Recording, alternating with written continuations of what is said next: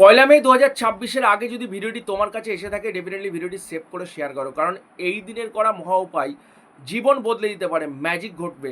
এই দিনের এই ছোট্ট উপায়টি যদি করে নিতে পারো, নিশ্চিত রূপে বিপুল অর্থপ্রাপ্তি হবে। অর্থাৎ অর্থ, বৈভব, সমৃদ্ধি আসবে তোমার জীবনে। কি করতে হবে?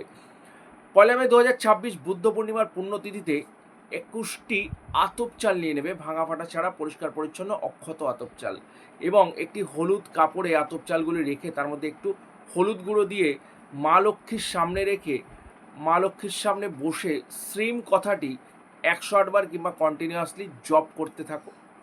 মা লক্ষ্মীকে ধূপ প্রদীপ পুজো করো, ধূপ প্রদীপ দেখিয়ে পুজো করো, এবং পরদিন সেই কাপড় সহ চালটি একটি হলুদ সুতো দিয়ে বেঁধে নিজের যে অর্থের স্থান, অর্থাৎ টাকা পয়সা রাখার ক্যাশ বাক্স কিংবা আলমারি, যেখানেই তুমি অর্থ সম্পত্তি ধন দৌলত রাখো, সোনাদানা রাখো, নিশ্চিত রূপে রাখতে পারো।